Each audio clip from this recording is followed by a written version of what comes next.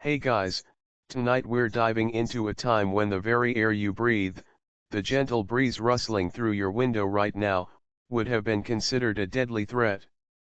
Imagine this: you're walking down a bustling street, and instead of taking a deep, refreshing breath, you're clutching a perfumed handkerchief to your nose, convinced that the fresh air is teeming with unseen evils, ready to snatch away your health, perhaps even your life. Sounds utterly bizarre, doesn't it? If you lived in Victorian London, your chances of surviving the mere act of inhaling were, well, let's just say you probably wouldn't make it to old age if your current understanding of epidemiology was your only guide. So, before you get comfortable, take a moment to like the video and subscribe, but only if you genuinely enjoy what I do here. And hey, let me know in the comments where you're listening from and what time it is for you.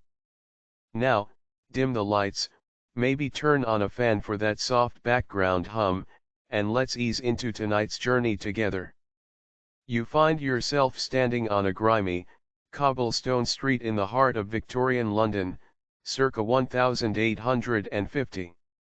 The air isn't exactly crisp, it's thick, a tangible blend of coal smoke, horse manure, and the indescribable stench of human waste. You can almost taste the grime on your tongue. The city is a living, breathing, overflowing entity, its population exploding at an unprecedented rate. Buildings are crammed together, leaning precariously as if whispering secrets to each other across narrow alleys. The sheer volume of people, the clamor of countless voices, the creak of cartwheels, the distant chiming of Big Ben, it all washes over you, a sensory overload that's both exhilarating and deeply unsettling. But what truly dominates the collective consciousness of this era isn't the industrial might or the sprawling empire, it's an invisible, pervasive fear of disease. And here's the kicker, the truly mind-boggling part: for many, many Victorians, the very thing we seek out today, fresh air, was believed to be a major culprit. Yes, you heard that right. That refreshing gust of wind, that open window, that breath of clean air after being cooped up indoors. They thought it was the source of illness, carrying what they termed miasmas, foul, noxious vapors arising from decaying organic matter. It's like believing your kale smoothie is actually a secret poison. Hilarious, if it weren't so tragic. Think about it. You're shivering, perhaps with a slight cough, and your instinct tells you to close all the windows, draw the curtains, and huddle by the fire. Why? Because the night air, the morning dew, any breath of unfiltered outdoor air, was thought to be laden with these invisible, disease-causing particles. Hospitals, if you can even call them that by modern standards, were often stuffy, poorly ventilated spaces, precisely because doctors believed in keeping the bad air out. Imagine recovering from an illness in a room sealed tighter than a sarcophagus. It's almost comically counterproductive from our perspective, isn't it? One common historical event that encapsulates this belief is the widespread use of smelling salts and perfumed handkerchiefs. You'd see ladies, and even gentlemen, holding delicate little bottles to their noses, or dabbing their handkerchiefs with strong floral scents. This wasn't just about being fashionable, it was a desperate attempt to create a personal, olfactory barrier against the perceived miasma. They believed that these pleasant smells could somehow neutralize or repel the putrid vapors that were thought to cause everything from cholera to typhus. It was a scented shield against an invisible enemy, a tiny, portable fortress of fragrance. But here's a lesser-known fact that really highlights the absurdity of it all. During the peak of the miasma theory, some medical professionals actually advised against bathing too frequently, or at least against exposing oneself to too much cold water, as they believed it opened up the pores, making one more susceptible to miasmatic infiltration. So, not only were you supposed to avoid fresh air, but too much cleanliness could also be seen as a risk. It was a public health catch-22, where good intentions often led to worse outcomes. Historians still debate the precise tipping point where the miasma theory, with its strong, pungent grip on public imagination, began to truly lose its hold. Was it a sudden scientific breakthrough, a series of undeniable observations, or a slow, agonizing erosion of an outdated belief?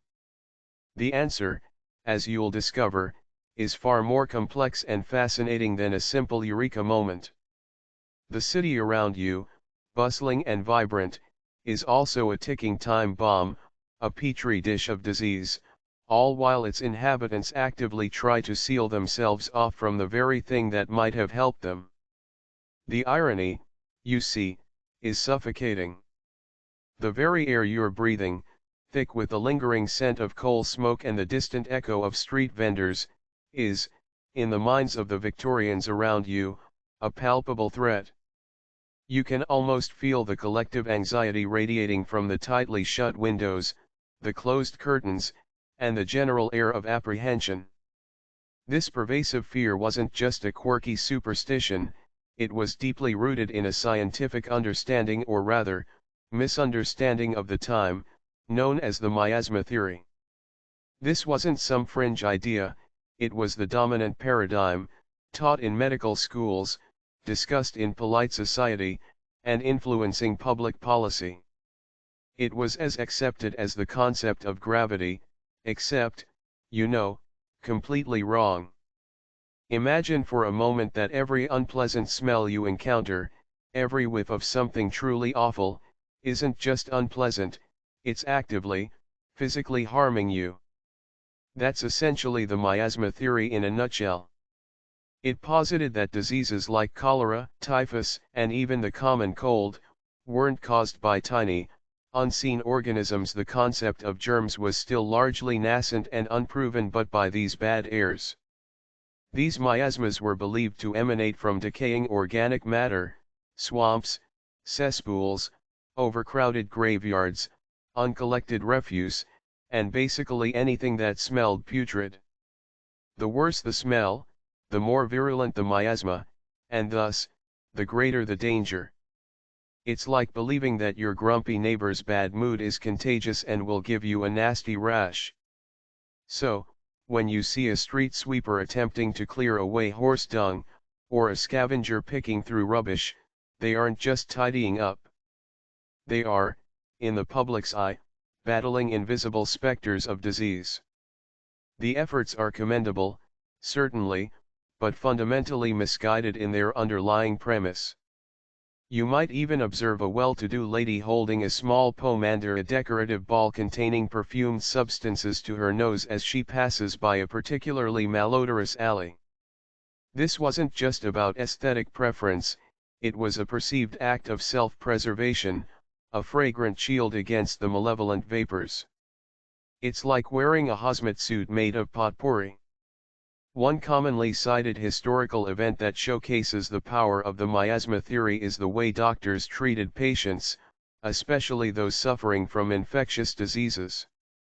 It wasn't uncommon for windows in sick rooms to be kept tightly shut, and for doctors to carry strong-smelling herbs or sponges soaked in vinegar to purify the air around them. They believed that ventilation, especially cross-ventilation, would simply draw more miasmas into the room, exacerbating the illness. This, of course, tragically contributed to the spread of diseases within hospitals and homes, as stale, unventilated air provided an ideal breeding ground for actual germs. It was a vicious cycle of well-intentioned ignorance. Here's a peculiar, lesser-known detail that really emphasizes the lengths to which this theory was taken.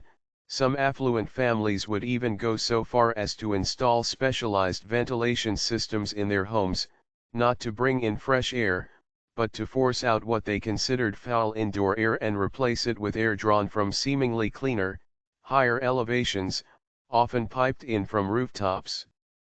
The idea was to create a sort of purified, miasma-free bubble within their residences. These elaborate systems were often ineffective, expensive, and sometimes even detrimental, but they were a testament to the deep-seated belief in the power of invisible vapors. It was like buying a diamond-encrusted filter for your non-existent air purifier. Historians still debate the extent to which the miasma theory hindered scientific progress in the short term. While it certainly led to some ineffective and even harmful practices, it also inadvertently contributed to some positive developments. For instance, the emphasis on removing decaying matter, cleaning up streets, and improving drainage, though driven by a flawed understanding, did objectively improve public sanitation. It was a case of doing the right thing for the wrong reasons, like accidentally winning the lottery because you thought the ticket was a grocery list. The intellectual landscape of this era is fascinating. Prominent physicians and scientists dedicated their careers to studying and combating miasmas, meticulously documenting the smells associated with various illnesses, creating elaborate maps of perceived bad air zones. Their earnestness is almost endearing, given how off-base their fundamental premise was. You might overhear a doctor, with an air of profound conviction, explaining to a concerned family that their child's cough is undoubtedly due to the recent excavation work down the street disturbing some ancient, putrid ground. And the family, with no other frame of reference, would nod gravely, completely accepting this explanation. This was the scientific consensus, the accepted wisdom, and shall. As you continue your stroll through the labyrinthine streets of Victorian London, you can't help but notice the sheer density of life crammed into every available space. This isn't just a city, it's a living, breathing, overflowing organism, constantly on the brink of bursting at the seams. And it's this very overcrowding, combined with the primitive, often non-existent, infrastructure, that sets the perfect stage for disease to flourish, regardless of whether you believe in miasmas or microscopic invaders. The air around you, which earlier we discussed as a perceived threat, is in reality a cocktail of genuine pollutants, a testament to the city's struggle to cope with its own explosive growth. Imagine rows upon rows of dilapidated tenement houses, crammed cheek by jowl, stretching as far as the eye can see.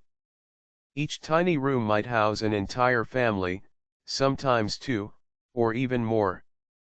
Privacy is a luxury, fresh air a myth, and personal space a forgotten concept. You might catch a glimpse into a window, seeing a family huddled together, their faces pale from lack of sunlight, their breathing shallow in the stuffy confines.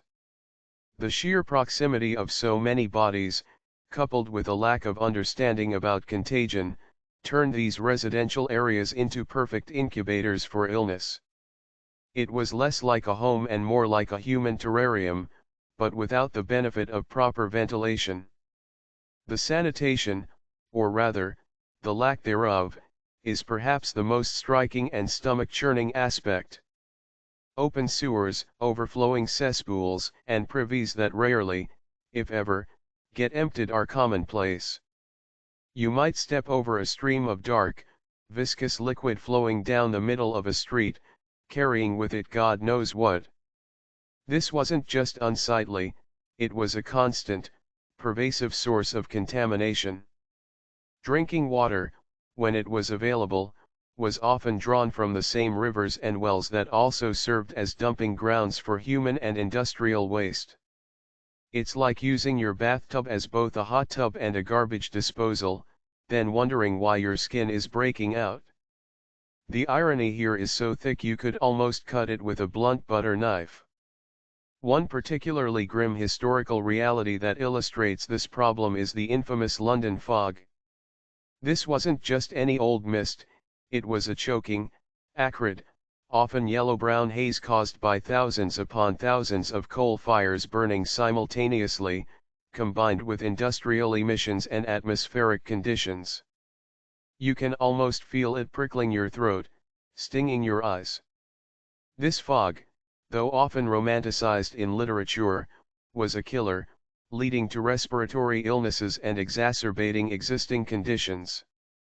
While Victorians might have attributed its ill effects to some sort of heightened miasmatic activity, we know it was pure, unadulterated air pollution. It was a visible manifestation of the unseen threats that truly plagued them.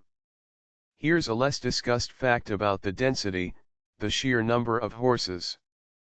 London relied heavily on horsepower for transport, and each horse produced a significant amount of manure every day. This wasn't just a smelly nuisance, it attracted flies, decomposed, and contributed to the overall miasma, yes, but also created a genuinely unsanitary environment. Imagine navigating streets covered in horse droppings, turning into a muddy, disease-ridden sludge with every rain shower. It was an ecosystem of filth, thriving on the very mechanisms that kept the city moving. It's like having a car that runs on perpetually overflowing sewage. Historians still grapple with the psychological impact of living in such conditions.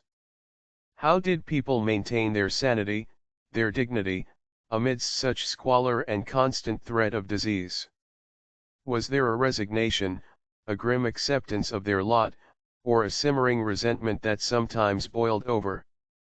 The pervasive nature of illness, the constant presence of death, especially child mortality, must have shaped their worldview in profound ways.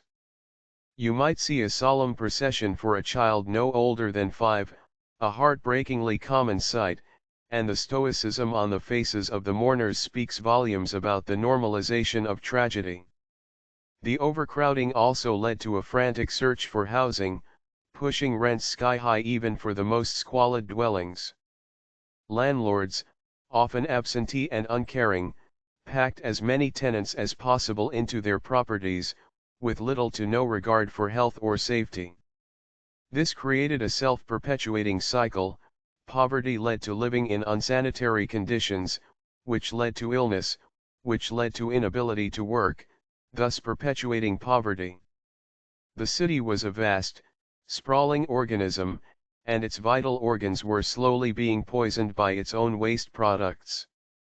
And all the while, the fresh, crisp air that we cherish today was viewed with suspicion, an invisible enemy, when the real enemies were much more tangible and, tragically, often self-inflicted through ignorance and neglect. The city's pulse quickens with act. Amidst the pervasive stench of the overflowing Thames and the constant threat of unseen disease that hangs heavy in the London air, a few brave souls began to question the prevailing wisdom. While the majority of the medical establishment clung fiercely to the miasma theory, believing that only the purification of bad airs could save the city, a new breed of thinkers, public health pioneers, started to emerge. These individuals, often ridiculed and dismissed as eccentric or even dangerous, dared to look beyond the foul smells and consider other, more tangible, explanations for the rampant illnesses plaguing the city. They were the outliers, the ones who dared to suggest that perhaps, just perhaps, the emperor of conventional wisdom had no clothes. Imagine being one of these pioneering figures. You're not just battling disease, you're battling ingrained belief systems, centuries of accepted knowledge, and the immense inertia of a society resistant to radical change. It's like trying to convince a modern-day flat earther that the world is round, but with far higher stakes. Your colleagues, the established physicians with their top hats and stern visages, might scoff at your suggestions, perhaps even whisper about your sanity over claret and port. Yet, something compels you, a nagging suspicion, a meticulous observation, a burning desire to genuinely alleviate suffering, to push against the current. One of the earliest and most influential of these figures, though not always directly challenging the miasma theory head-on, was Edwin Chadwick. His 1842 report, The Sanitary Condition of the Laboring Population of Great Britain, was a landmark document, though dry as stale bread by modern standards. He didn't explicitly debunk miasmas, but he meticulously documented the appalling living conditions, the open sewers, and the contaminated water supplies, arguing that these factors, rather than just bad air, were directly linked to high mortality rates. He advocated for vast improvements in drainage, sewerage, and water supply. It was a groundbreaking, evidence-based indictment of the status quo, even if his motivations were sometimes rooted in a desire for a more efficient workforce rather than pure altruism. It's like discovering your house is falling apart because the foundations are crumbling, not because of a bad feng shui arrangement. But here's a truly fascinating, lesser-known aspect of these early public health crusades: many of these pioneers weren't initially medical doctors. Some were engineers, like Joseph Bazalgette, who we'll get to later, or statisticians, or even philanthropists. They brought a different perspective, often relying on data and observation rather than purely theoretical medical frameworks. This interdisciplinary approach was, ironically, what made their work so revolutionary, even if the medical establishment initially viewed it with suspicion. It was a bit like a tech startup challenging established industries, disruptive, annoying, but ultimately transformative. Historians still debate the degree to which these early reformers truly grasped the concept of microscopic organisms. While they certainly observed patterns of disease spread, and intuiting links between filth and illness, the leap to germs was a monumental one. Were they consciously moving towards a germ theory, or were they simply pragmatic individuals who saw a problem and tried to fix its most obvious manifestations? It's a chicken or egg question, really. Did they understand why sewage was bad, or just that it was bad? You might walk past a bustling market square and hear a street orator, perhaps a self-proclaimed sanitary reformer, passionately advocating for clean water. He might not use the term germs, but he'll paint a vivid, perhaps even disgusting, picture of what's lurking in the city's wells, urging people to boil their water. His audience, a mix of curious onlookers and skeptical regulars, would listen, some nodding in agreement, others shaking their heads at such radical notions. This was the front line of the battle for public health, not in sterile laboratories, but in the dirty, crowded streets of London, in the hushed tones of committee meetings, and in the fiery speeches of passionate individuals. These pioneers, whether driven by scientific curiosity, social conscience, or even economic pragmatism, laid the groundwork for a complete paradigm shift. They gathered data, they lobbied Parliament, and they slowly but surely chipped away at the edifice of miasmatic belief. They weren't always successful, and their efforts were often met with formidable resistance. But in the face of overwhelming disease and the comforting illusion of bad air, they asked the fundamental question: what if we're wrong?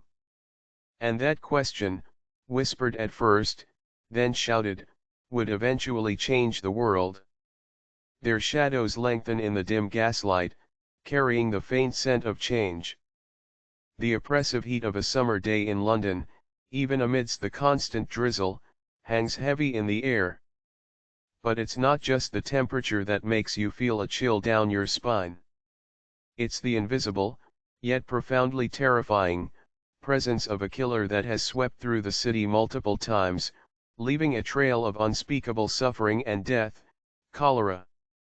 This isn't just a distant historical fact. For the Victorians, it was a visceral, horrifying reality, a grim reaper that could strike swiftly and indiscriminately, turning healthy individuals into lifeless husks within hours. And in the mind of the average Londoner, this terrifying disease was the ultimate proof of the miasma theory. Imagine the panic that ripples through the city when the first cases are reported. A healthy dock worker, strong and robust in the morning, collapses in the afternoon, racked with severe diarrhea and vomiting. His skin takes on a bluish hue, his eyes sink into his skull, and his body cramps agonizingly. Within a day, sometimes less, he is gone. Then another case, and another, spreading through a neighborhood like wildfire. The sheer speed and brutality of cholera were unlike anything they had ever witnessed, making it all the more terrifying. It was less like a sickness and more like a demonic possession, an unseen force snatching lives with ruthless efficiency. The fear is so palpable, you can almost taste it in the stale air. People would frantically try to protect themselves. Doors would be kept tightly shut, windows bolted, and any perceived source of bad smells avoided at all costs. Some families would burn aromatic herbs in their homes, believing the smoke would purify the air and ward off the miasma. Quack remedies flourished, from charcoal pills to bizarre concoctions of various roots and tinctures, all claiming to offer protection or a cure. The desperation was immense, leading to a kind of superstitious frenzy, a desperate lunge for any straw of hope, no matter how flimsy. It's like trying to fight off a cyber attack with a medieval sword. One of the most infamous historical cholera outbreaks occurred in 1832, sweeping across Britain and sending shockwaves through London. This was one of the earliest major epidemics, catching the authorities largely unprepared. The death toll was staggering, and the public's fear was compounded by a lack of understanding about how the disease spread. Funerals became common sights, with coffins often rushed through the streets under cover of darkness to avoid public panic. The sheer volume of the dead put immense strain on cemeteries, leading to overcrowded burial grounds and further contributing to the very miasmas people feared. It was a macabre dance of death, played out on the crowded, dirty streets of the capital. Here's a chilling, lesser-known detail about these outbreaks: the desperation for cures or preventative measures led to some truly bizarre and often dangerous treatments. One popular, though utterly ineffective, remedy involved administering large doses of calomel, a mercury compound, which often worsened the patient's condition due to its toxic effects. Another involved bloodletting, the ancient practice of draining blood from the patient, under the misguided belief that it would rid the body of impurities. Imagine being critically ill, in agonizing pain, and then having someone try to bleed you or poison you further with mercury. It truly was a time of medical blind spots, where good intentions often paved the road to more suffering. Historians still analyze the psychological impact of these recurrent cholera epidemics on Victorian society. Did it foster a greater sense of community, with people rallying to help their neighbors, or did it breed suspicion and isolation as people feared contagion? The evidence suggests a complex mix of both. While some individuals displayed immense bravery and selflessness, others succumbed to xenophobia, blaming immigrants or the poor for bringing the disease. The lines between charity and fear were often blurred, creating a societal tension that simmered just beneath the surface of polite Victorian manners. As you stand there, perhaps imagining the chilling cries of a street vendor announcing another death, you can almost feel the collective dread. The very air seems to hum with the possibility of contagion, the constant reminder that death was never far away. For the Victorians, cholera wasn't just a disease, it was a cosmic judgment, a tangible manifestation of the bad airs they so desperately tried to avoid. And it was this immense terror, this constant, brutal reminder of mortality, that would inadvertently fuel the search for answers, driving some to look beyond the putrid smells and towards a revolutionary understanding of disease that would eventually save millions of lives.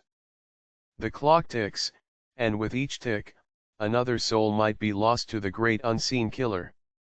The air around you, thick with the lingering memory of death and the constant hum of a city perpetually on edge, now holds a different kind of tension, the quiet hum of intellectual rebellion. While cholera continued its devastating dance through London, providing what many believed was undeniable proof of the miasma theory, one man, seemingly unassuming, dared to connect the dots in an entirely new way. This was Dr. John Snow, a physician and a pioneer in epidemiology, whose radical idea would eventually dismantle the deeply entrenched belief in miasmas and lay the foundation for modern public health. His story isn't one of grand proclamations, but of meticulous observation and quiet, undeniable logic. Imagine Dr. Snow, not in a grand lecture hall, but rather hunched over detailed maps of London, his brow furrowed in concentration. He's not sniffing the air for bad odors, he's tracing the paths of the afflicted, noting down every single case of cholera, pinning them like macabre butterflies to his cartographic canvas. He was a skeptic, a quiet dissenter who found the miasma theory unsatisfying. Why did cholera strike some areas so fiercely, while others, seemingly just as smelly, remained relatively untouched?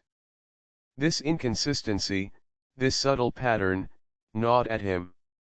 It was like everyone was looking at a painting and admiring its frame, while he was the only one studying the brush strokes. Snow's radical idea was deceptively simple: perhaps cholera wasn't carried by air at all, but by something far more tangible, something people consumed. His suspicion fell on water. This was a truly revolutionary thought, as the prevailing medical wisdom dismissed water as a significant vector for disease, especially one that struck so suddenly and violently. How could clear, seemingly pure water be a conduit for such a deadly illness? It seemed absurd to many, almost a betrayal of common sense. It's akin to someone in the 1990s suggesting that email, not physical letters, would revolutionize communication. People would nod politely, then dismiss it as quaint. One famous historical event that encapsulates Snow's tireless dedication and the initial skepticism he faced was his work during the 1848-49 cholera outbreak.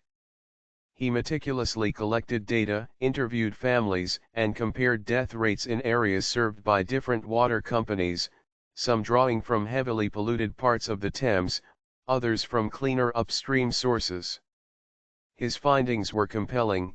Areas receiving water from the polluted sections had significantly higher death rates. Yet, despite this compelling statistical evidence, his work was largely ignored or dismissed by the medical establishment. They praised his diligence but clung to their miasmatic beliefs. It was a classic case of cognitive dissonance, where facts bumped up against deeply held convictions.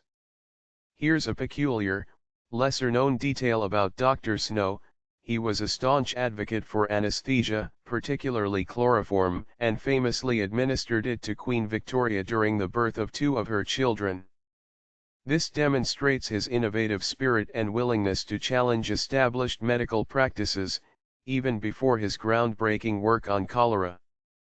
It wasn't just about disease, it was about a fundamentally empirical approach to medicine, a mind that questioned everything and sought tangible, repeatable evidence.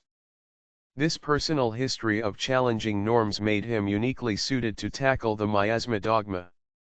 Historians still debate the degree to which Snow's colleagues actively tried to discredit him versus simply being unable to comprehend his revolutionary ideas. Was it professional jealousy, intellectual stubbornness, or a genuine inability to reconcile his findings with their deeply ingrained worldview? It was likely a complex cocktail of all three. For them, a disease that literally caused internal organs to liquefy and turn blue had to be caused by some insidious, pervasive vapor. The idea of it being a tiny, invisible particle in water was just too abstract, too far removed from their sensory experience. As you consider Dr. Snow's relentless pursuit of truth, quietly challenging the accepted wisdom, you realize the immense courage it must have taken. He wasn't a charismatic orator, he was a scientist, methodical and persistent. The air around you, once filled with the imagined menace of miasmas, now seems to vibrate with the potential for discovery. His work, initially a whisper in the cacophony of fear, would eventually become a roar, changing not just how London understood disease, but how the entire world approached public health. The battle against cholera was far from over, but the first decisive blow against the reigning theory had been struck, not with a flourish, but with a pen and a map. The oppressive weight of a hot London summer, the persistent scent of uncollected waste, and the ever-present threat of cholera still loom large, but now, a subtle shift is underway. You find yourself transported to the infamous summer of 1854, a period etched into the annals of public health history, when Dr. John Snow's quiet persistence finally converged with a horrifying reality. This is the story of the Broad Street pump investigation, a pivotal moment that, against all odds, would begin to unravel the deadly mystery of cholera and fundamentally challenge the reigning miasma theory.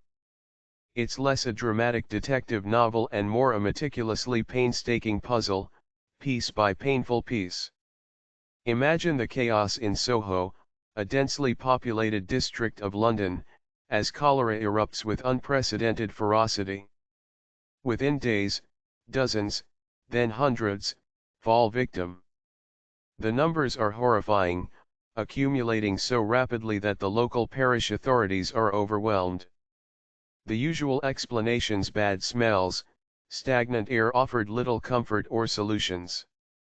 People are dying, and the miasma theory, for all its scientific pronouncements, seems powerless to stop the tide of death. You can almost hear the desperate cries, the hurried footsteps of mourners, the grim silence of homes draped in black. It's a tragedy unfolding in real time, and you are right in the thick of it. But amidst the panic, Dr. Snow, still largely unheeded by the medical establishment, sees something different. He doesn't just see death, he sees patterns. He begins to meticulously map the locations of every single cholera death in the area. His map, a seemingly simple document, starts to reveal a chilling cluster. The vast majority of deaths are concentrated around a single point, the public water pump on Broad Street. It's like finding the bull's-eye on a dartboard of despair. He starts to suspect that the very water people are drinking, the very source they rely on for life, is delivering death instead. It's a moment of unsettling clarity, like realizing your favorite comfortable armchair is actually made of very sharp needles. One common historical detail associated with this event is the famous handle removal.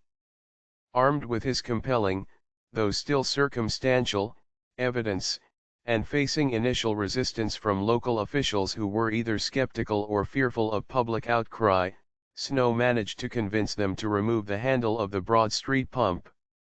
This act, seemingly small and almost symbolic, was revolutionary. It was a direct, tangible intervention based on his water theory, not on the prevailing miasma beliefs. Imagine the murmurs, the confusion, the frustration of the locals suddenly deprived of their primary water source. They probably thought he was mad, or at least highly inconvenient. Here's a fascinating, lesser-known detail about the investigation: Snow didn't just rely on death certificates and maps. He also conducted incredibly detailed interviews, almost like a forensic detective, with survivors and family members of the deceased. He discovered peculiar exceptions that further supported his theory.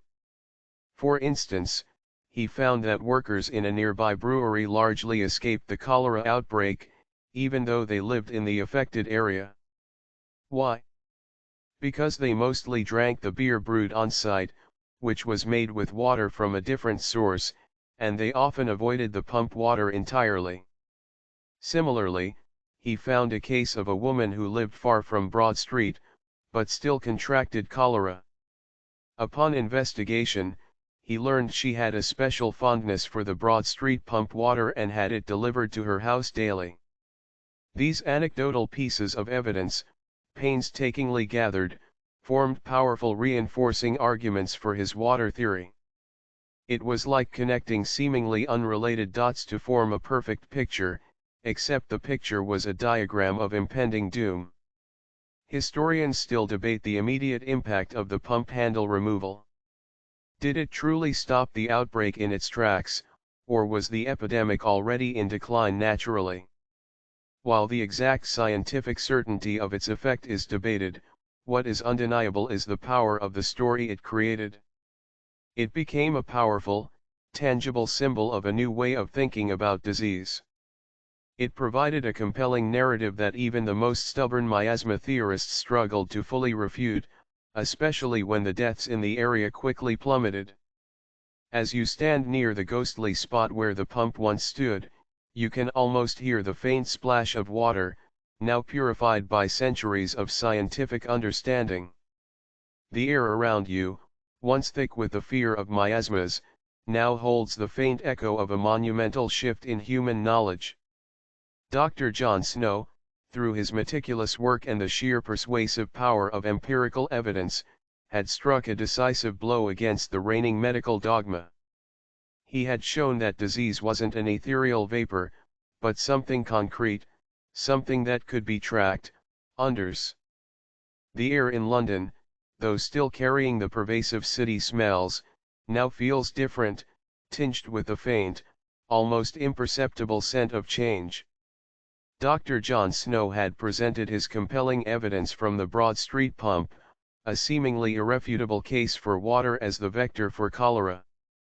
Yet, despite this breakthrough, despite the dramatic drop in deaths after the pump handle was removed, the medical and scientific communities, as well as the general public, were remarkably slow to embrace his findings.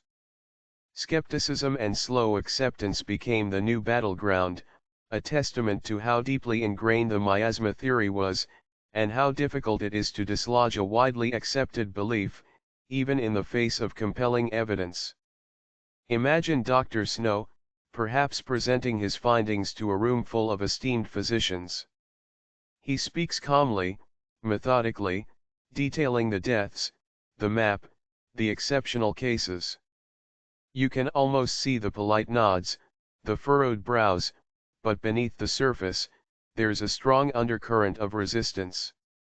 They might acknowledge his diligence, even commend his efforts, but fundamentally, they found it hard to believe.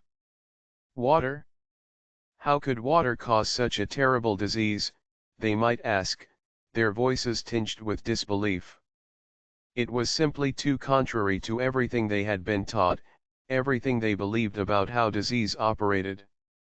It's like being shown irrefutable evidence that gravity works in reverse, and your immediate reaction is, but my apple still falls down.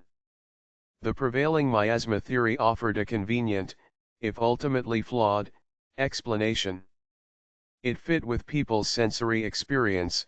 Bad smells often were associated with places where disease flourished. It was a comforting narrative, one that explained away the terrifying unpredictability of epidemics. To accept Snow's theory meant dismantling an entire intellectual framework, admitting that generations of doctors and scientists had been fundamentally wrong. This wasn't just about a pump handle, it was about pride, reputation, and the very foundation of their medical knowledge. It was like asking an entire industry to suddenly abandon all its tools and start from scratch. One common historical reason for this skepticism was the lack of direct, visible proof of germs. Snow's theory was based on statistical correlation and meticulous observation, but he couldn't show them the actual cholera bacterium, because microscopes of the time weren't powerful enough, and the bacterium itself wouldn't be definitively identified for decades. Without being able to see the culprit, it remained an abstract concept, easily dismissed as speculative. People struggled to believe in something invisible that could wreak such havoc, especially when they could smell the visible sources of decay. It's like trying to convince someone about Wi-Fi when all they understand is telegraph wires. Here's a peculiar, lesser-known anecdote that highlights the resistance. Even after the Broad Street pump handle was removed and the outbreak subsided, the local Board of Guardians, the body that managed the pump, later replaced the handle, claiming that the outbreak had already passed its peak and the pump was needed for local residents. This act, though seemingly minor, symbolized the lingering doubt and the difficulty in fully committing to Snow's radical conclusion. It was as if they wanted to believe it, but just couldn't quite bring themselves to fully endorse a theory that flew in the face of centuries of accepted wisdom. It's like briefly quitting a bad habit, then immediately picking it up again because you're not entirely convinced it was the problem in the first place. Historians still debate the specific individuals who were most influential in hindering the immediate acceptance of Snow's work. Was it the influential Dr. William Farr, a leading statistician who, despite working closely with Snow, initially preferred his own model based on altitude and miasma? Or was it the sheer weight of institutional inertia within the medical establishment? It was likely a collective resistance, a natural human tendency to distrust radical ideas that challenge the comfortable status quo. You might overhear conversations in a pub, where people discuss the recent cholera outbreak. Some might grudgingly admit that something happened after the pump handle was removed, but quickly pivot back to complaining about the general stench of the city, attributing any lingering coughs or sniffles to the bad air. The general public, steeped in the miasma belief from childhood, found it hard to shake off. For them, cleanliness was often about removing bad smells, not about microscopic entities. The idea of washing your hands to prevent illness was still a distant concept, a hygiene habit yet to be widely adopted.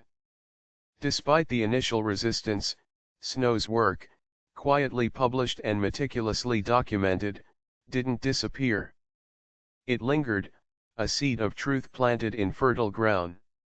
Even as the echoes of Dr. John Snow's groundbreaking work on cholera gradually began to ripple through London, challenging the very bedrock of medical understanding, another formidable figure was quietly revolutionizing healthcare, though ironically, she, too, initially adhered to the miasma theory. You find yourself now amidst the hushed, yet often chaotic, corridors of a military hospital, feeling the palpable improvements in patient care, largely due to the tireless efforts of Florence Nightingale. Her influence was immense, transforming the very concept of nursing and hospital hygiene, proving that cleaner environments led to better outcomes, even if her understanding of why was still rooted in the prevailing beliefs of her time. Imagine Florence Nightingale, not in a crisp white uniform of popular imagination, but perhaps in a sturdy, practical dress, moving with purposeful efficiency through dimly lit wards. Her presence is commanding, her gaze sharp, missing nothing. She's not a doctor in the traditional sense, but her observational skills and meticulous record-keeping were legendary. She saw the deplorable conditions in hospitals, the lack of sanitation, the sheer filth, and she intuitively understood that these environments were killing patients, regardless of the diagnosis. It's like discovering that your kitchen is a biohazard, and you don't need a microbiologist to tell you it's making everyone sick. Nightingale rose to prominence during the Crimean War, 1853 to 1856, where she witnessed firsthand the horrific mortality rates among soldiers, not primarily from their wounds, but from preventable diseases like typhus and cholera, exacerbated by unsanitary conditions. She arrived in the military hospitals at Scutari to find squalor beyond belief, overflowing latrines, patients lying in their own excrement, contaminated water, and rats scurrying freely. Her reforms were immediate and dramatic. She demanded clean linens, proper ventilation, nutritious food, and above all, meticulous cleanliness. Her commitment to data and statistics, much like Snow, was also revolutionary for the time. She used statistical diagrams, often famously intricate coxcombs, to demonstrate that far more soldiers died from disease than from battle wounds, compelling decision-makers to act. One common historical detail that vividly illustrates Nightingale's approach is her insistence on proper ventilation. She was obsessed with fresh air, believing it flushed out miasmas and brought healing properties. She would order windows opened, even in bitter cold, much to the chagrin of some patients and staff who, steeped in miasma theory, feared the night air. Yet, ironically, her insistence on ventilation, even for the wrong theoretical reasons, flushing out miasmas instead of diluting airborne germs, undoubtedly saved countless lives by improving air quality and reducing the concentration of actual airborne pathogens. It was a happy accident of flawed reasoning leading to profoundly positive outcomes, like winning the lottery with a ticket you thought was expired. Here's a peculiar, lesser-known aspect of Nightingale's work: she was also deeply committed to the mental well-being of her patients. She understood that a clean, calm, and well-organized environment contributed to psychological comfort, which in turn aided physical recovery. She advocated for quiet wards, adequate lighting, and even recreational activities for patients, recognizing that holistic care was essential. This went beyond just physical cleanliness; it was about creating an environment conducive to healing, a concept far ahead of its time. It's like knowing intuitively that a tidy desk makes you think clearer, even if you can't articulate the neuroscience behind it. Historians still debate the specific moment, if any, that Nightingale truly shifted her understanding from miasma to germ theory. While she embraced the idea of cleanliness with a religious fervor, she continued to publicly advocate for miasma theory for much of her life, even after the germ theory gained wider acceptance. Her focus remained on environmental factors: clean air, clean water, clean drains, rather than the invisible organisms themselves. Was it intellectual stubbornness, or simply a pragmatic focus on what she knew worked, regardless of the underlying scientific explanation? It's a fascinating question of how deep-seated beliefs can persist even when their practical applications align with new, evolving truths. As you consider the transformation of the hospital ward under Nightingale's influence, you can almost smell the difference: less putrid, more sterile, a faint scent of disinfectant replacing the overwhelming stench of decay. The air, once thick with the fear of invisible bad airs and the actual presence of countless pathogens, now feels subtly cleaner, safer. Her legacy wasn't just in the meticulous charting of patient data or the demanding of clean sheets, it was The year is 1858, and as you stand near the banks of the River Thames, the air, usually a mix of coal smoke and the distant cries of street hawkers, is now dominated by something far more potent, far more pervasive, and utterly revolting. This is the summer of the Great Stink, a historical event so profoundly unpleasant that it quite literally forced the hand of Parliament and became a tipping point for public health reform, solidifying the arguments for sanitation in a way no scientific paper or cholera epidemic had managed to do alone. If you thought the city smelled bad before, now it's reached an entirely new, nauseating level. Imagine the Thames, once a vital artery of the city, now transformed into a vast, open sewer. Decades of industrial waste, human excrement from overflowing cesspools, and street runoff had turned the river into a thick, dark, putrid sludge. The summer heat was unusually intense, baking the riverbed and causing the raw sewage to ferment and release unimaginably foul odors. The stench was so overwhelming, so all-encompassing, that it permeated every building, every home, every street in London. It wasn't just unpleasant, it was physically sickening, causing nausea, headaches, and a profound sense of despair. It was like living inside a giant, festering landfill, with no escape. Members of Parliament, usually shielded from the worst of the city's squalor in their grand, imposing Palace of Westminster, found themselves unable to escape the stench. The curtains in the Houses of Parliament were soaked in disinfectant to try and mask the smell, but to no avail. Debates were interrupted by bouts of vomiting from the very lawmakers who held the power to enact change. Carriages rushed past the river with windows tightly shut and handkerchiefs pressed to faces. The sheer, undeniable, physical reality of the smell forced them to confront the city's dire sanitary conditions in a way that abstract statistics or scientific arguments simply hadn't. It was a crisis of olfaction, hitting the most powerful people in the nation right in their noses. One common historical fact often cited about the Great Stink is that it directly spurred the passage of the Metropolis Local Management Act, which laid the groundwork for Joseph Bazalgette's massive sewer system. The sheer urgency created by the unbearable smell forced Parliament to act swiftly, allocating funds and granting powers to the Metropolitan Board of Works. It was a powerful, if somewhat embarrassing, example of environmental catastrophe driving legislative action. Sometimes, you see, it takes a truly epic level of unpleasantness to get things done. Here's a peculiar, lesser-known detail that really highlights the desperation. Some Londoners, convinced that the putrid air was causing widespread illness, reaffirming the miasma theory, even as it unknowingly pointed to the source of the problem, would resort to walking around with sponges soaked in carbolic acid or strong-smelling herbs tied to their noses. They believed these strong scents would ward off the harmful miasmas. It was a bizarre, almost comical sight, yet utterly heartbreaking in its reflection of their profound fear and misguided attempts at self-preservation. It's like wearing a clothespin on your nose to avoid catching a cold.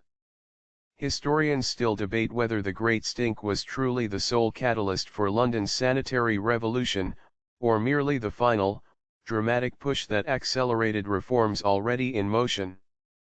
While figures like Chadwick and Snow had already made compelling cases for improved sanitation, the sheer sensory horror of the Great Stink removed any remaining doubt or political procrastination. It provided a tangible, undeniable reason to invest vast sums of money and engineering effort into a solution. It was the straw that broke the camel's back, except the straw was a mountain of sewage. As you stand there, feeling the imaginary assault on your senses, you can almost hear the collective gagging of a city pushed to its limits. The air, thick with the concentrated essence of decay, screams for a solution. The Great Stink was a turning point because it made the invisible, terrifying threat of disease visibly and smellably real for everyone, from the lowliest pauper to the highest-ranking politician. It stripped away the intellectual debates and presented a clear, undeniable problem that demanded an equally clear, undeniable solution. And that solution, monumental in scale and vision, was about to begin taking shape beneath the very streets you walk upon, forever changing the face of London and the understanding of public health. The overwhelming stench acts as a brutal, unforgettable reminder of a crisis that couldn't be ignored. The overwhelming, suffocating stench of the Great Stink still clings to the air, a visceral memory that has finally shaken London out of its collective lethargy. But from this profound discomfort, a new era of proactive public health is about to be born, spearheaded by a visionary engineer whose name, though rarely a household one today, should be as celebrated as any great innovator, Joseph Bazalgette.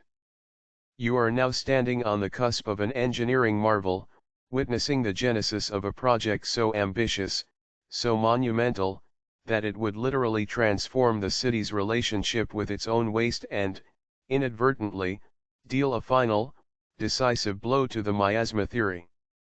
Imagine Bazalgette himself, a man of quiet determination and immense practical genius, poring over blueprints, his mind already mapping out a subterranean world of immense tunnels and pumping stations beneath the bustling streets. He wasn't a doctor or a public health advocate in the traditional sense, he was an engineer, tasked with solving a problem of epic proportions. The city's existing drains were a chaotic mess, designed for rainwater, not human waste, which simply flowed directly into the Thames. His challenge was to create a unified, comprehensive system that would intercept all of London's sewage and divert it far downstream, away from the city's heart and its drinking water sources. It's like being asked to redesign the entire circulatory system of a giant, ailing beast, but doing it underground, in secret. Bazalgette's plan was nothing short of audacious. It involved constructing a vast network of intercepting sewers, stretching over 1,100 miles, capable of collecting all the sewage from London's millions of inhabitants. These giant brick tunnels, some wide enough for a train, were painstakingly designed with a precise gradient to ensure that sewage flowed by gravity towards massive pumping stations. These stations, architectural marvels in their own right, would then lift the waste into even larger outfall sewers that carried it to purification works downstream, far from the city. The scale of the undertaking was unprecedented, a true testament to Victorian engineering prowess. One common historical fact that highlights the foresight of Bazalgette is that he designed his sewers with enough capacity to serve a population of 4 million, far exceeding London's 2.5 million inhabitants at the time. This farsightedness meant that his system remained functional and effective for over a century, even as the city continued to grow exponentially. He understood that the problem wasn't just immediate, it was generational. It's like building a highway with 20 lanes when everyone else is still thinking in terms of dirt tracks. Here's a fascinating, lesser-known detail about the construction of Bazalgette sewers, the sheer difficulty and danger involved. The work was incredibly hazardous, carried out by thousands of laborers, often in dangerous, gas-filled tunnels, beneath collapsing earth, and amidst the very filth they were trying to contain. Accidents were frequent, and lives were lost. Imagine working in darkness, with the constant threat of disease, surrounded by the stench of human waste, knowing that a single misstep could lead to catastrophe. It was a hellish undertaking, a silent, subterranean war waged against filth and disease, far from the public eye. Historians still debate whether Bazalgette himself fully subscribed to the emerging germ theory or if he, like Florence Nightingale, was primarily driven by a pragmatic understanding that cleanliness improved public health, regardless of the precise scientific explanation. While he was certainly aware of John Snow's work, his focus as an engineer was on the tangible, on building a system that worked. It's a classic case of action speaking louder than theoretical belief. He cleaned up the city, and the effect was a dramatic drop in disease, regardless of whether he could articulate the specific bacterial mechanisms. As you consider the monumental task undertaken by Bazalgette and his teams, you can almost hear the rumble of the steam engines powering the pumps, the distant clang of tools on brick, the shouts of the laborers. The air, which once reeked of decay, now carries a faint whisper of anticipation, a promise of a healthier future. His grand design wasn't just about disposing of waste, it was about fundamentally altering the urban environment, removing the very sources of the miasmas that Victorians feared, and, more importantly, removing the breeding grounds for the actual, invisible germs that were the true culprits. Bazalgette sewers, though hidden beneath the streets, became London's silent, subterranean guardians, protecting its citizens from the very diseases that had once defined their lives. The city breathes a collective sigh of relief, unaware of the hidden hero below. The air in London, once thick with the fear of miasmas and the oppressive reality of raw sewage, is slowly but surely clearing. The grand engineering feat of Bazalgette sewers is underway, transforming the city's unseen underworld. But more profound than the shifting infrastructure is a burgeoning revolution in scientific thought, a quiet but relentless shift in understanding that would finally provide the ultimate answer to the question of what caused disease. You are now stepping into the era where the germ theory takes hold, definitively displacing the miasma theory and forever changing medicine and public health. This wasn't a sudden flash of insight, but a gradual, painstaking accumulation of evidence from various corners of the scientific world. Imagine the scientific laboratories of the late 19th century, dimly lit but buzzing with intense intellectual curiosity. Microscopes, once rudimentary tools, are becoming increasingly powerful, revealing a hidden world teeming with life, tiny, invisible organisms that exist all around us. For centuries, these animalcules had been observed, but their role in disease was largely dismissed or misunderstood. Now, brilliant minds across Europe are connecting the dots, moving beyond the abstract concept of bad air to the concrete reality of living, multiplying microbes. It's like discovering that the tiny specks of dust in the sunlight are actually miniature, self-aware creatures plotting your demise, except these creatures really can plot your demise. Pioneering figures like Louis Pasteur in France and Robert Koch in Germany were at the forefront of this revolution. Pasteur, through his famous experiments with fermentation and his disproving of spontaneous generation, showed that invisible microorganisms caused spoilage and disease. He demonstrated that heating liquids could kill these microbes, leading to the process we now know as pasteurization. Koch, building on this work, meticulously identified the specific bacteria responsible for diseases like anthrax, tuberculosis, and cholera. He developed his famous Koch's postulates, a set of criteria to scientifically prove that a particular microorganism causes a particular disease. This provided the irrefutable evidence that snow lacked, bridging the gap between statistical correlation and direct causation. One common historical event that illustrates the growing acceptance of the germ theory was the development of vaccines. Pasteur's work on vaccines for anthrax and rabies, though initially met with some skepticism, provided tangible proof of the theory's practical applications. If disease was caused by specific germs, then inoculating individuals with weakened forms of those germs could train the body to fight them off.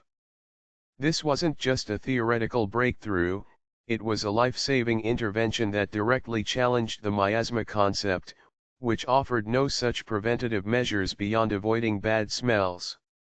It's like finally finding the cheat code to a particularly difficult video game. Here's a peculiar, lesser-known detail about this period: the intense scientific rivalries that often accompanied these groundbreaking discoveries.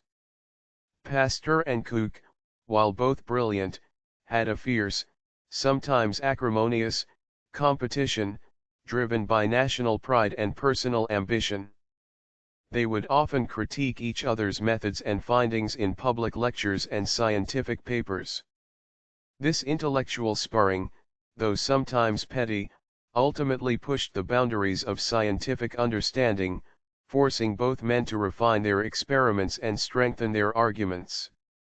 It was like a high-stakes scientific rap battle, where the winners changed the world. Historians still debate the precise moment the germ theory achieved undisputed dominance.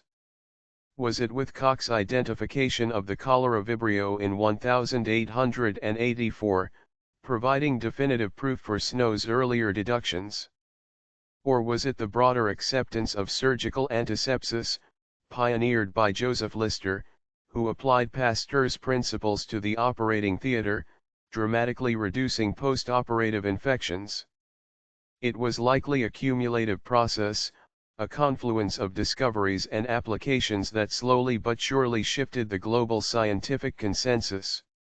You might overhear discussions in academic circles, once dominated by miasma debates, now pivoting to the intricacies of bacterial morphology and viral replication.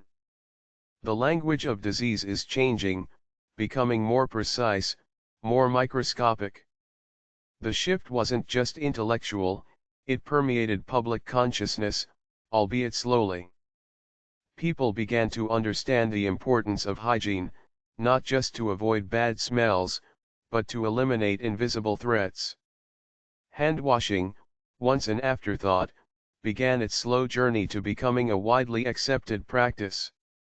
As you breathe in the now cleaner London air, cleansed by Bazalgette's efforts and enlightened by the burgeoning understanding of germs, you realize the immense leap humanity has made. The crisp London air, now carrying only the faint, familiar scent of damp earth and distant industry thanks to Bazalgette's hidden Leviathan, signals more than just a cleaner environment. It heralds a fundamental shift in daily life, a subtle but profound change in how people understood their own bodies, their homes, and their interactions with the world. With the undeniable triumph of the germ theory, people's daily habits and beliefs began to transform, slowly shedding the ingrained superstitions of the miasma era for a more scientifically informed approach to health and hygiene. It wasn't an overnight revelation, but a gradual, sometimes grudging, adoption of new norms. Imagine the subtle changes you might observe in a typical Victorian household. Windows, once kept tightly shut to ward off malevolent bad airs, are now cautiously, then confidently, thrown open to let in fresh air. The concept of ventilation shifts from drawing away perceived miasmas to diluting airborne germs and bringing in invigorating oxygen. You might see a mother, instead of relying on a perfumed handkerchief for her child, now carefully boiling water for consumption, or scrubbing surfaces with carbolic soap. These small acts, multiplied across millions of homes, marked a quiet revolution in domestic hygiene. It's like switching from believing evil spirits cause computer viruses to understanding that you need antivirus software. The understanding of contagion became far more sophisticated. If disease was caused by specific, invisible germs, then contact with an infected person, or their bodily fluids, became a tangible threat. This led to increased, though sometimes exaggerated, fear of personal contact, especially during outbreaks. But it also led to the understanding that isolating the sick, or at least washing hands after contact, could prevent spread. This wasn't just about smell anymore, it was about preventing the transfer of these unseen invaders. It's like realizing that your friend's bad mood isn't contagious, but their actual flu is. One common historical change that reflects this new understanding is the increased emphasis on personal hygiene, particularly hand washing. Doctors like Ignaz Semmelweis had already, tragically, demonstrated its importance in maternity wards years earlier, but his findings were often dismissed. With the germ theory, the scientific rationale for hand washing became undeniable. While not immediately universally adopted by everyone, you can imagine the resistance from those who considered frequent bathing a sign of weakness. It slowly gained traction. Advertisements for soap began to emphasize its germ-killing properties, shifting from just cleanliness to health protection. It's like your parents constantly nagging you to wash your hands before dinner, but now you understand why. Here's a peculiar, lesser-known detail about this shift: the changing perception of the sick room. In the miasma era, a sick room was often kept stuffy and sealed to keep the bad air in, or out. With the germ theory, the focus shifted to keeping it clean, well ventilated, and disinfected to prevent the spread of germs. Families began to understand the importance of isolating the sick, cleaning their linens separately, and minimizing unnecessary contact. This was a significant departure from previous practices, often driven by fear of miasma, which inadvertently worsened conditions. It's like finally realizing that leaving a festering wound open to the elements is probably not the best idea. Historians still debate the extent to which scientific knowledge trickled down to the lowest strata of society. While the educated elite and medical professionals were quicker to grasp the germ theory, how long did it take for common laborers or rural populations to truly adopt these new beliefs and practices? It was likely a generational shift, with old habits dying hard, especially in communities where access to clean water and sanitation infrastructure remained limited. The concept of germs might have remained somewhat abstract for many, but the practical outcomes of improved sanitation and hygiene were undeniably apparent. As you observe the subtle shifts in the daily lives of Londoners, the way they approach their bodies, their food, their water, you can almost feel the collective exhale of a city slowly releasing its irrational fears. The air, no longer a mysterious carrier of ill-defined threats, is now understood as a medium, often benign, sometimes carrying microscopic passengers, but always within the realm of scientific understanding and control. The emphasis has moved from avoiding unpleasant smells to actively combating unseen enemies. This new understanding, born from relentless scientific inquiry and the undeniable evidence of improved public health, laid the foundation for the health practices we consider commonplace today. The scent of carbolic soap begins to subtly replace the lingering memory of foul odor. Despite the monumental scientific breakthroughs, the grand engineering triumphs, and the gradual shift in public understanding, you can still catch faint echoes of the old ways in the London air. Even as the germ theory gained undeniable traction, and Joseph Bazalgette's sewers hummed quietly beneath the city, the lingering miasma beliefs proved remarkably persistent. It's a testament to the power of deeply ingrained ideas, showing how even when confronted with overwhelming evidence, older paradigms can cling on, like stubborn ivy to an ancient wall, especially in the minds of those who had lived through decades of their influence. Imagine overhearing a conversation in a quiet, traditional pub. An elderly gentleman, perhaps a retired merchant, might be reminiscing about the good old days, lamenting the decline of proper sanitation and attributing a mild cold to a particularly foul smell from a nearby drain, rather than acknowledging the germs he may have picked up from a communal pint glass. He might even scoff at the idea of tiny, invisible creatures causing disease, preferring the tangible, sensory explanation of bad air. It's like your grandparents still referring to the internet as the World Wide Web and being slightly confused by your smartphone. For many who had grown up in the shadow of cholera epidemics, where the miasma theory was the only explanation offered, it was simply too difficult to unlearn decades of ingrained belief. The connection between bad smells and illness was so deeply rooted in their personal experience that it felt like an intuitive truth. They had witnessed how the stench of the Thames coincided with outbreaks, and even if they now understood the newfangled germs, the old correlation remained powerfully persuasive in their minds. It's akin to being told that black cats aren't unlucky, but still feeling a tiny jolt of unease when one crosses your path. One common historical observation that illustrates this lingering belief is the continued, though less widespread, use of personal deodorizers and fumigation techniques. Even after the widespread acceptance of the germ theory, some individuals and institutions continued to use strong-smelling disinfectants or burn aromatic substances, not just for their antiseptic qualities, but also from a lingering conviction that pleasant smells somehow purified the air and warded off illness. The practices evolved, but the underlying, almost subconscious, association between smell and health persisted. It's like spraying air freshener to kill bacteria, thinking the good smell is doing the heavy lifting. Here's a peculiar, lesser-known anecdote that showcases this persistence. Some Victorian hygiene manuals from the late 19th century, while incorporating new germ theory concepts, would still dedicate sections to the importance of keeping drains sealed and avoiding effluvia from stagnant water, using language that blended the old miasma fears with the new scientific understanding. They were effectively hedging their bets, just in case.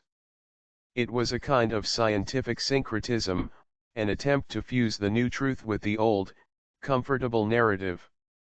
Imagine a modern diet book that advises you to eat healthy, but also suggests wearing a lucky charm to aid digestion.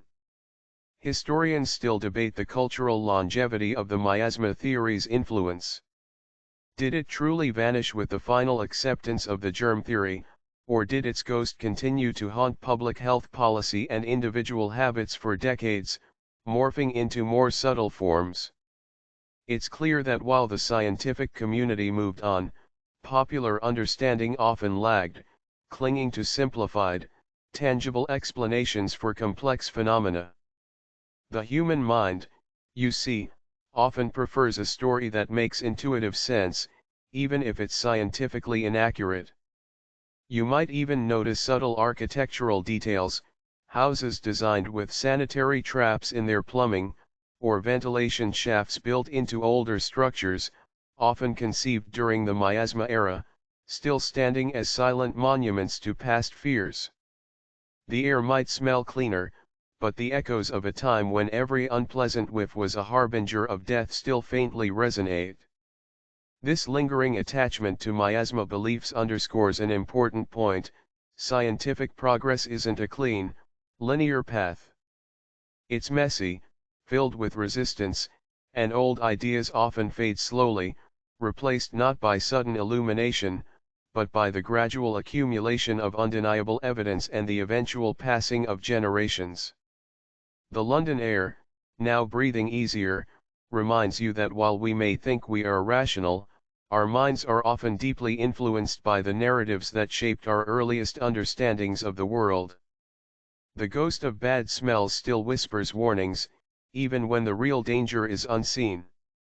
The London air, now remarkably clean compared to the noxious atmosphere of centuries past, carries with it a different kind of weight: the immense legacy of scientific discovery and public health triumph. You find yourself reflecting on the incredible journey from a city suffocating under the fear of bad air to one that understood, and ultimately conquered, some of its most terrifying diseases. This is the legacy of public health, forged in the crucible of cholera epidemics, scientific breakthroughs, and monumental engineering, and it continues to shape our lives in ways we often take for granted. Imagine the bustling streets of modern London, where millions live, work, and thrive. The River Thames, once a festering open sewer, is now a cleaner waterway, though still a working river. The fear of randomly contracting a deadly disease from the very air or water has largely vanished, replaced by a sense of security that is a direct result of the struggles and innovations of the Victorian era. The very act of turning on a tap and drinking clean water, or flushing a toilet without a second thought, are testaments to the vision and hard work of people like Snow and Bazalgette. It's like living in a perfectly designed house, completely unaware of the intricate plumbing and wiring hidden beneath the surface. The lessons learned from the reign of the miasma theory and its eventual overthrow are profound. They taught us the critical importance of empirical evidence over intuitive belief, the power of meticulous observation, and the necessity of challenging established dogma, no matter how comforting it might seem. They underscored the interconnectedness of urban planning, engineering, medicine, and social well-being. A healthy city, it turned out, wasn't just about treating the sick, it was about preventing sickness in the first place, through clean water, effective waste disposal, and proper hygiene. It was a paradigm shift from reactive treatment to proactive prevention. One common historical lesson from this period is the understanding that public health is a societal responsibility, not just an individual one. The scale of the problems in Victorian London, the epidemics, the sanitation crisis, was too vast for individuals to solve alone. It required collective action, political will, massive investment, and the coordinated efforts of engineers, doctors, and policymakers. This realization led to the establishment of public health bodies and regulations that continue to protect us today. It's like understanding